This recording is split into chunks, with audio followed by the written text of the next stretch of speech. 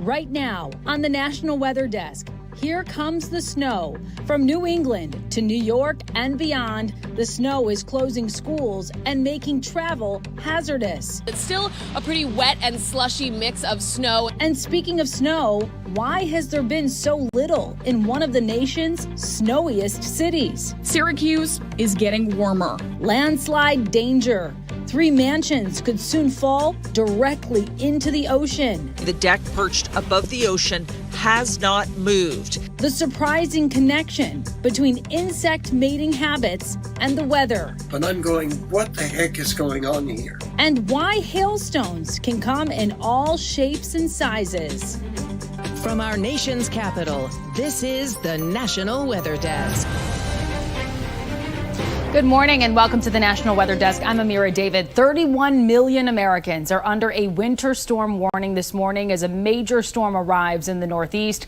We start with a look at Philadelphia this morning. The snow falling from Virginia, however, to New Hampshire, and it's already causing big problems on the roads and at airports. Hundreds of flights already canceled at New York's 3 major airports as well as in Boston. We have team coverage this morning, starting with Allegra Zaymore in Providence, Rhode Island. I'm Allegra Zaymore in East Providence, where the snow is definitely starting to pick up a bit, but the snowflakes have gotten much smaller than they were earlier this morning. We're starting to see the snow start to stick on some of these main roadways and some of the grassy surfaces as well, but it's still a pretty wet and slushy mix of snow, and the plows haven't had too many issues getting it cleared on these roads as they drop their salt and come through here this morning. We're expecting snow to pick up later this afternoon, where we're getting several more inches of snow, but for now, I'm Allegra Zaymore for the National Weather Desk. Visibility still pretty difficult as you're driving out here. I've seen a lot of people actually slipping and sliding around the roads. Make sure you're taking it slow. I know that I've been telling you about our speed limit. We've been reducing our speed. I think the speed right now is maybe about 35 miles per hour. We're going about 25 miles per hour right now. So definitely taking it slow out here on the road. And snow is also falling across parts of New Jersey. This is video from this morning in West Orange, just very, very close to Newark, New Jersey. And for more on how New York City and Boston are gearing up for the storm, we turn to reporter Michael Yoshida. It's been one of the warmest winters on record for the Northeast, but Mother Nature has different plans for today. We have not had any significant snowfall for quite some time, but the time has come. Mother Nature does what she wants to do. A fast-moving nor'easter is expected to bring the biggest snowfall in 2 years to parts of the region, ranging from a predicted inch or 2 inches in Philadelphia to 6 to 12 inches in Boston and Hartford, and 5 to 8 inches in the New York, New Jersey area. Although the storm should be over by the late afternoon, it could pack a punch. It is expected to cause hazardous travel conditions, potential power outages, and coastal flooding. Governors from Pennsylvania to Rhode Island are urging people to stay off the roads and avoid non-essential travel. Rhode Island's governor says that state has 250 salt trucks ready. Boston has 38,000 tons of salt. Schools are canceled in several cities, and New York City public schools have moved to remote learning. And residents are prepared to ride it out with supplies like salt, shovels, and firewood. Just in case the heat goes out, we'll have a little extra wood. We moved here 2 years ago. This will be the first, hopefully, actual real storm. In New York, I'm Michael Yoshida.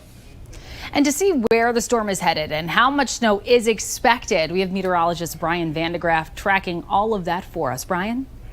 Well, across the mid-Atlantic to the Northeast, from wind to wintry weather to winter storms, we've got it all across the Northeast, where winter weather advisories in effect, the northwestern suburbs of D.C. through Philadelphia, and then from New York, Pennsylvania, and into New England, winter storm warnings. Here's that snow this morning.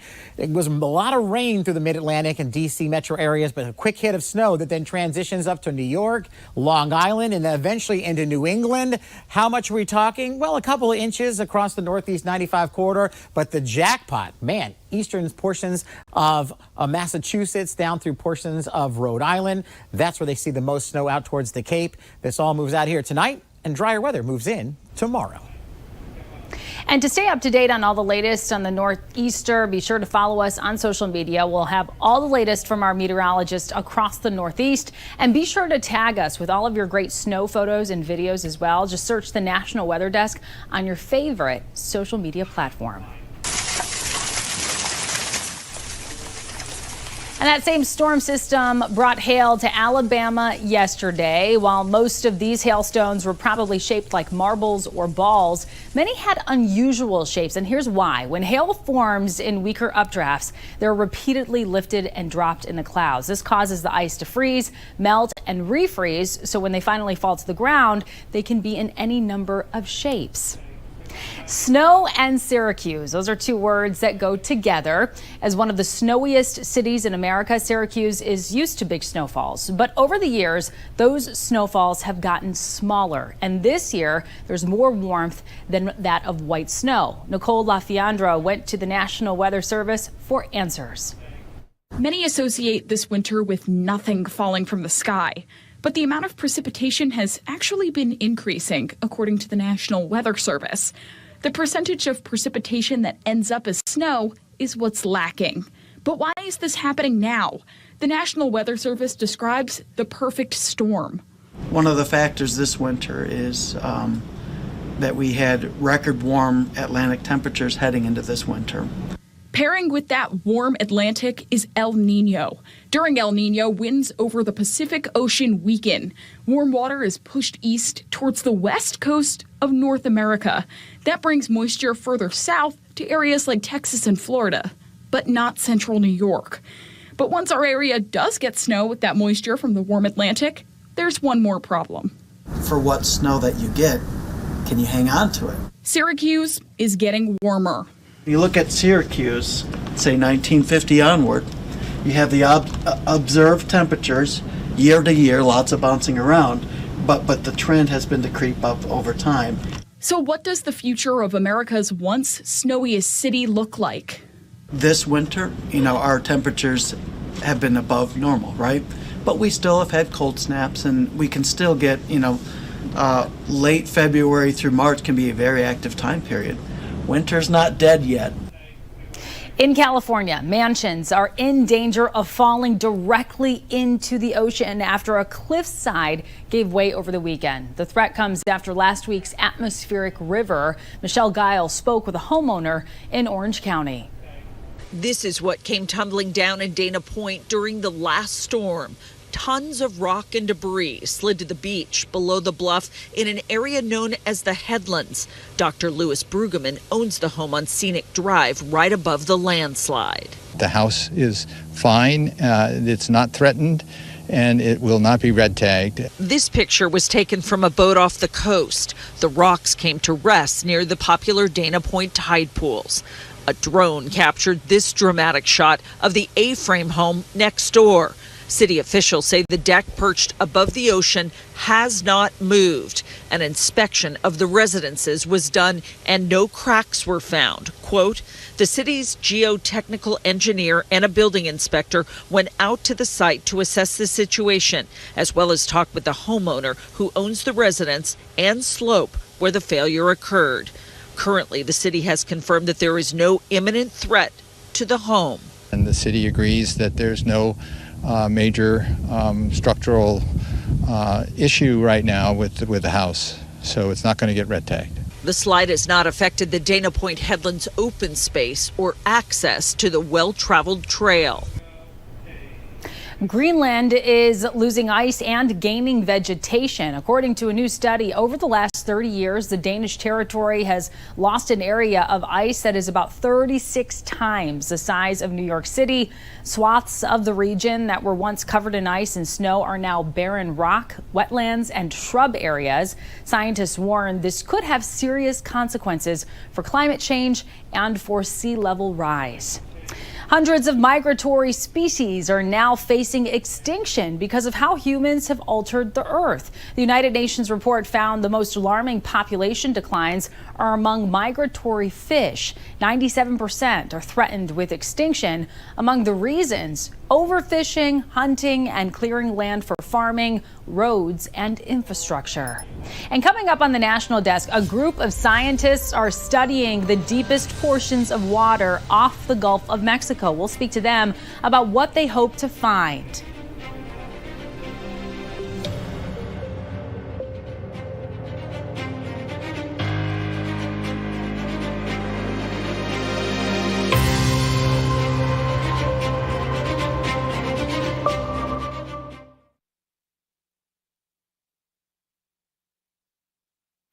I'm meteorologist Charlie Lopresti with a look at the Northeast. We have a little storm system moving through the Northeast this morning, especially in southern New England, New York, and New Jersey, where we're seeing some snowfall. Back edge moves out tonight. Some sun returns on Wednesday. It's a little blustery, though. Air temps will be in the 20s, and wind chills, they'll be running in the teens. As far as snowfall amounts go here, our best chance for getting over a half foot of snow will be through parts of New York, New Jersey, and right up through southern New England. And again, the sun returns Wednesday, but it feels cooler. I'm Chief Meteorologist Gerard Jabali. We have a storm system continuing to track through the area. In the mid-Atlantic region, we're going to be seeing rain changing to some snowfall early on Tuesday morning. But as we move through the daytime, your Tuesday afternoon is going to be a lot drier and much chillier as we get into your Tuesday night and Wednesday. As we get to your afternoon, we may reach the upper 40s around 50, but it's going to be cooling down to the low 30s to upper 20s. And then Wednesday is going to be a lot cooler, highs only in the low 40s. I'm meteorologist Charlotte Carl. Good morning. We have cooler temperatures today. We have 50s, 40s up in our northern parts of the area, and then we creep into the 60s as we get into the Gulf Coast, and then down near the Atlantic coast in South Florida, up 80s in Miami, 76 in West Palm Beach. Those showers that move through the area are pushing to the south still. A mix of sun and clouds behind them for the Florida area, but a nice clear day for the rest of us.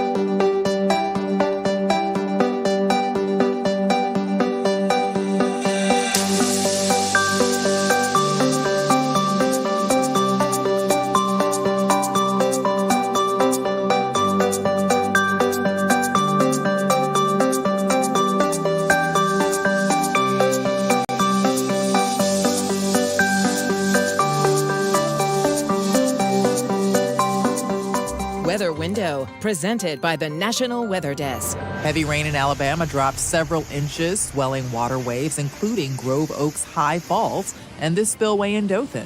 Rainfall led to flooding in places. This was spotted from an overpass in Opelika. This car got caught up in a drenched roadway, and this image captures remnants of a tree blown apart by a lightning strike Sunday. Listen to Off the Radar, new episodes every Tuesday. There is a project underway at the University of Rhode Island that aims to unlock secrets held deep within the Gulf of Mexico. The goal is to study the lowest level of water and sediment in a body of water. Sam Reed spoke with the researchers to learn more. Inside of the University of Rhode Island's Narragansett Bay campus, a team of staff, students, and scientists are hard at work putting the finishing touches on these orange-looking orbs. Andrew Davies, a professor of environment and life sciences and at the Graduate School of Oceanography, says these are benthic landers and that he and his team believe they could be a key to understanding coral communities deep, and I mean deep, in the ocean. Over the last 20 years or so, we have been working on the distribution of marine species, trying to understand where they live, where they occur, and why they occur in certain places around the world. Having built the landers themselves with funding from NOAA, they'll be able to withstand the pressure of water in areas that are so deep they're hardly explored. We have to use different technologies to try and better understand where they are. Because if we don't know where they are, how can we understand or how can we protect them? Equipped with the biggest battery, video cameras, sensors, and lasers, each one took more than 4 weeks to build. These also have tracking technology and will be placed in the Gulf of Mexico about 6,000 feet deep. They're hoping to get new information on the restoration of coral communities after the Deepwater Horizon oil spill. These two benthic landers are going to be deployed at the end of March and into April. It won't be a quick trip, though. They'll be left on the ocean floor for a year as Davies and his team wait and watch, hoping to look at everything from temperature changes to possible new species and ecosystems. But it's very important to know what we don't know. And that is part of what science is really about. It's trying to instill that curiosity, that learning motivation in a student, and also in myself, and keep that going. Well, several inches of snow fell over the weekend in Amarillo, Texas. That's good news for farmers in the area because it means more stored water for spring crops. Drew Powell explains. 6 inches of snow for us in this time of year is just a godsend. Snow on top of a field helps to preserve moisture already in the ground. The snow the region received over the weekend is adding more moisture underground. Something local producer like Michael Newhouse say is needed to ensure a good start for the growing season. The moisture that we're getting right now, it's like putting money in a savings account because the ground's going to hold the moisture and we're going to have a good profile when it comes time to put seed in the ground. Certainly makes a big difference as far as cost in going into the crop, as well as protecting the groundwater that we are certainly being limited by. To help ensure a great start to the 2024 growing season, ag producers and farmers on the High Plains and South Plains say they need 1 to 2 more wet, significant snowfall events mixed in with 1 to 2 rainfall events. Therefore, they can bank the additional moisture. When you listen to your local meteorologist give the weather forecast you hear, sometimes you hear them say 20% chance of rain or 50% chance of snow. But do you know exactly what that means? Albany, New York meteorologist Sam Coplin helps clear up any confusion on precipitation probability. We do have this handy formula. P equals the probability of precipitation. We solve for that by multiplying the forecaster's confidence by the aerial coverage of precipitation. Specifically, it's a statistical probability of measurable precipitation in the given forecast area over a specified time period. It sounds very, very wordy. Let's go with an example. So say I'm 80% confident that 40% of the capital region will see snow. We have our C, that's 80%. We have our A, that is 40% or 0.4. Multiply those together, and we get a 20% chance of snow for any given point in the capital region. Notice it's a point within a specified area. It doesn't have to do with the amount of the day that will be filled with snow or the amount of the area that we'll be seeing snow. Another thing I want to talk about is the probability of precipitation is unrelated to intensity. A 30% chance of rain versus a 100% chance of rain says nothing about the amount of the rain falling. A lot of times in the summer, we'll just have a 30% chance of a thunderstorm passing by. And if you do get hit with that thunderstorm, the rain could be coming down at a pretty intense rate for 15 or 20 minutes. So hopefully that clarified a little bit the probability of precipitation. Well, there's been a lot of folklore over the years about animals having a sense for changing weather, but there is actual scientific research to back this up. One scientist shared with Emily Gracie how this research team accidentally discovered that insect mating behavior was being influenced by weather patterns. We would put together these little tiny parasitic wasps, which are used to control aphid pests. And you've got to understand, no windows, everything is the same. Temperature, photoperiod, humidity, everything is the same. And I would set up, say, 100 pairs, and on one day we get 99% mating. I'd repeat it the next day, and we would get 12%. I'd do it the next day, we would get 50%. And it was all over the shop, and I'm going, what the heck is going on here? Everything is controlled. And then I thought, wait a minute, one thing that isn't controlled is the atmospheric pressure. Lo and behold, that if there was an increase or a decrease in the atmospheric pressure in the 6 to 8 hours prior to the window that they normally do their behavior, the animals didn't do that behavior anywhere near as much. But do you know the why and how? It's been proposed that with increasing and decreasing atmospheric pressure changes the volume of the blood. So that increases the pressure and would allow the insect to know certain conditions are happening. Nobody has yet put their finger on this. Did you have any idea when you started this study where it was going? Did you know that it was going to go in this direction of weather and atmospheric changes? Sounds arrogant to say yes. But no, not because I'm being smart. I'm going, animals are smart. I mean, think about the monarch butterfly that I work on. It can leave London, Ontario, and end up in a place in Mexico that it has never been to, its parents have never been to. How the hell do you do that? They use sun compass orientation, etc. When you're faced with all that evidence and you're saying, could they do this with atmospheric pressure? It's almost like, for God's sake, don't ask stupid questions. Of course they can. All we've got to do is find a way to prove it.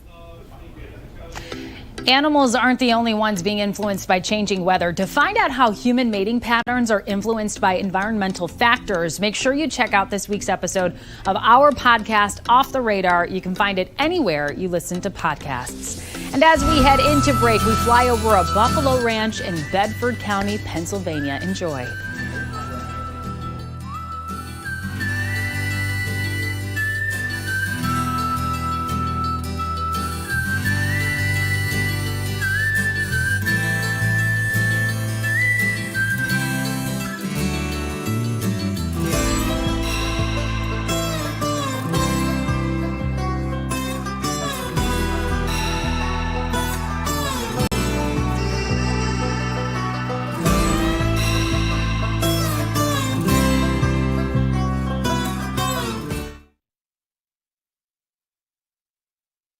Well, a very good Tuesday morning, everyone. I'm meteorologist Andrew Buckmichael. Taking a look at weather story across the Midwest. Things are pretty quiet for most of us.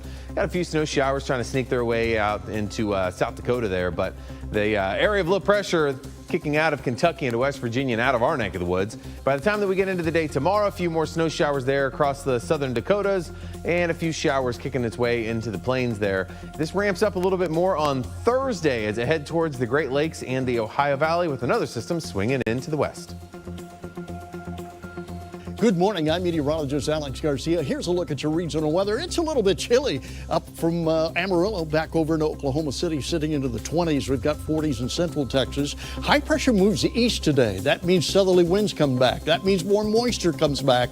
That means another spring day kind of setting up across most of the region. I'm meteorologist Alex Garcia, and that's a look at your regional weather. Well, hi there, everybody. A February morning that is starting to look and feel more like it should. I'm meteorologist Shannon O'Donnell. We're talking about temps back into only about freezing for afternoon highs today near Yellowstone. 60s around coastal Los Angeles and San Diego, and a touch of spring out of Phoenix. We often see that in February. 71 today in the Valley of the Sun. Current weather maker, this little area of low pressure dropping down over Montana with some snow near the Continental Divide later this afternoon. And that's the scene from here.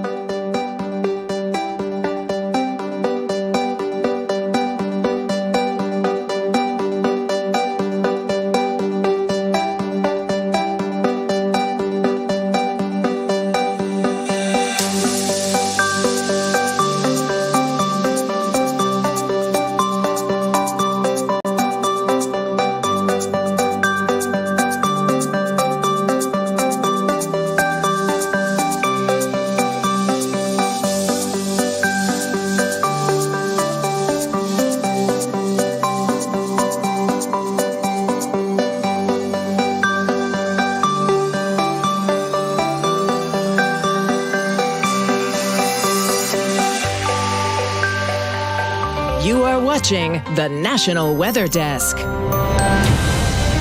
Imagine this, your daily morning walk turns into a rescue mission. That's what happened to one Minnesota man as he walked his dog along the Red River last week. Kirsty Madej has the story.